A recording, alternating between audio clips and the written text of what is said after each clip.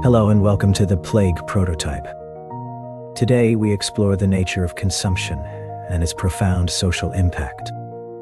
In 19th century Europe, 1 in 4 deaths was caused by phthisis, a slow and persistent disease. Unlike fulminant epidemics, tuberculosis consumed the vitality of its victims for months or years. This constant presence shaped the psychology of the Victorian era and deeply influenced their daily lives. However, a disquieting paradox arises. It is difficult to understand why such a destructive ailment ended up being romanticized by society. What led Victorians to find beauty in the symptoms of this deadly plague? Let us begin then. The Industrial Revolution changed the world, but it also fed the White Plague. You left the clean country air to seek your fortune in soot-covered cities. There you found overcrowded housing where the sun never entered. The lack of ventilation in the tenements turned every room into a nest for the bacteria. Coal smoke damaged your lungs day after day.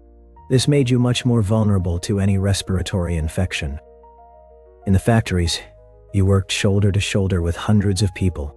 You did so in enclosed and perpetually damp spaces. The stagnant air allowed microbes to travel easily from one chest to another. Darkness was the perfect ally for a pathogen that dies in sunlight. Technological progress was paid for with an unprecedented health crisis. Your body, exhausted by 14-hour workdays, could not defend itself. The city was not only the engine of the economy, it became the ideal laboratory for the spread of tuberculosis.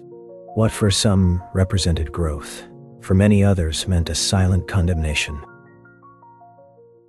While consumption ravaged working-class neighborhoods, in the salons of high society a perplexing phenomenon occurred. The symptoms of physical decline began to be perceived as signs of refinement and spiritual superiority. Pale, almost translucent skin, and cheeks flushed with fever became the new ideal of beauty. This aesthetic of suffering found its greatest exponent in literary figures like John Keats. At that time, it was believed that tuberculosis enhanced creativity. It was thought that the illness granted the artist a feverish lucidity before their premature death. Even Lord Byron expressed his desire to die of consumption so that his fragility would be more attractive to others. To emulate this look, women resorted to rice powder that whitened their faces. They also used extremely tight corsets to accentuate extreme thinness and a languid posture. What you today identify as respiratory agony, for Victorian society was a display of elegance. This romantic distortion concealed the harsh reality of a bacterium destroying lungs, while culture celebrated its lethal trace as a mark of distinction. At the beginning of the 19th century, medicine was still trapped in external observation. If you fell ill, doctors could only prescribe rest by the sea or dangerous bloodletting to balance your humors. The inside of your lungs was an unreachable and silent territory. Everything changed in 1816. Thanks to a French doctor named René Laennec. Faced with the difficulty of listening to a young patient's heart, Laennec decided to roll up a bundle of papers. By placing one end on the chest and the other to his ear, he discovered that internal sounds were amplified with astonishing clarity. This simple invention evolved into a 30-centimeter wooden cylinder. It was the first stethoscope. For the first time in history, the doctor stopped relying on assumptions. Now he could distinguish the wheezing of an obstructed airway or the bubbling of a lung damaged by bacteria. Laennec's invention transformed medical diagnosis forever. The stethoscope allowed for the detection of consumption before the body was completely wasted away. You stopped being a set of visible symptoms to become a sonic map of internal anatomy. This advance marked the birth of modern clinical medicine.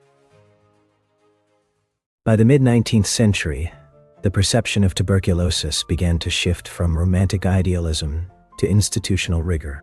In 1854, Hermann Bremer established the first sanatorium in Germany, based on the premise that pure mountain air and intensive nutrition could defeat the bacteria. This change prompted a distinctive therapeutic architecture. The buildings featured spacious balconies designed so that you would remain exposed to the cold, even during winter. Your life was reduced to the strict discipline of reclining chairs and a forced overfeeding regimen that sought to strengthen your exhausted body.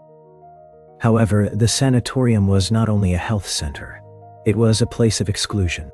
Upon being identified as sick, you became a social pariah, marked by the fear of contagion. Physical isolation in these remote institutions cemented the stigma that separated you from the rest of humanity. What began as a search for a cure became a sentence of ostracism. There, the silence of the mountains was your only company while you awaited a recovery that, for many, would never come. On March 24, 1882, the silence at the Society of Physiology in Berlin foreshadowed a shift in medical paradigm. Before a skeptical audience, Robert Koch presented the results of exhaustive research. Until that moment, he resignedly accepted that tuberculosis was a hereditary curse or the result of impure air. Koch challenged these beliefs through a rigorous process of isolation and staining. Observing through his microscope, he managed to identify the true culprit, Mycobacterium tuberculosis. This bacillus, a tiny and resistant structure, was the infectious agent consuming your lungs. His demonstration was irrefutable. By applying his famous postulates, Koch proved that the disease did not arise from genetics, but from an external invader. This finding destroyed the myth of phthisis as a mark of spiritual distinction and definitively validated the germ theory of disease. That day, science stopped speculating with shadows to confront a tangible biological reality. The enemy was no longer an inevitable fate, but an organism you could identify and combat. The history of medicine changed forever when, at last, the identity of your microscopic executioner was revealed. After Koch's discovery, your home ceased to be a refuge and became a potential source of infection. Science demonstrated that the bacillus survived for months in accumulated dust. For this reason, heavy Victorian carpets and curtains, which previously conferred status, were banished. You replaced them with smooth linoleum surfaces and wooden floors, materials easy to disinfect. This obsession with hygiene transformed architecture forever. Buildings abandoned dark ornaments for clean lines and white walls that would not conceal dirt. Modernist design was not born from an aesthetic quest, but from the medical necessity to capture sunlight and ventilate every corner. Even your furniture changed. Metal tube chairs were designed to avoid the nooks and crannies where the microbe nested. In the streets, your behavior was regulated by strict laws. Ordinances appeared prohibiting spitting on the ground under penalty of a fine. Public health campaigns, under the emblematic blue star and other sanitary symbols, taught you that cleanliness was a civil duty. Tuberculosis not only altered your biology, it redesigned cities and the laws that govern your daily life to this day. Identifying the bacillus was not enough. You had to learn how to prevent it. At the Pasteur Institute, Albert Calmette and Camille Guérin embarked on a search lasting over a decade. Their goal was to weaken an animal strain of the disease through hundreds of successive cultures. In 1921, they succeeded in creating the BCG vaccine. This was an attenuated or weakened version that did not cause the disease. However, it trained your defenses for the future. The path toward global trust was difficult. A disaster known as the Lübeck catastrophe occurred. Dozens of children died after accidentally receiving contaminated doses. This event generated fear that delayed mass protection. Soon, prevention became mobile with X-ray buses. These vehicles allowed for massive and rapid examinations. They detected foci of contagion before visible symptoms appeared. The fight against the plague no longer only occurred in isolated laboratories. It went out to find you in the streets to protect your life collectively. The year 1943 marked the beginning of what you believed would be the definitive end of your suffering. With the discovery of streptomycin, medicine finally found a weapon capable of annihilating the bacillus within you. For the first time, consumption was not a slow death sentence or a forced exile in the mountains.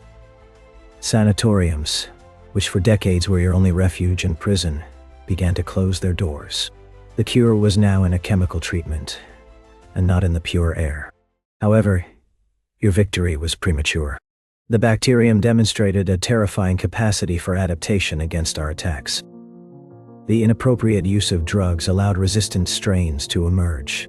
This gave way to multi-drug-resistant tuberculosis, a medical challenge that today jeopardizes global health. What you perceive as a ghost of the Victorian past is, in reality, a latent and very real threat. Currently, this disease continues to be one of the most lethal infections on the planet.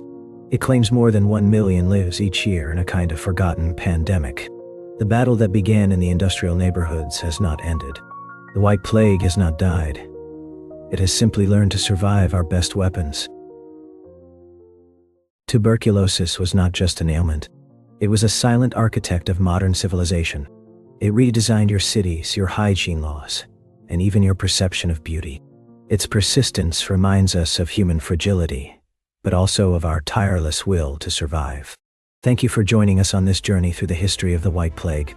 If you wish to discover more stories about the diseases that transformed the world, subscribe. Your curiosity helps us continue exploring the past. See you soon.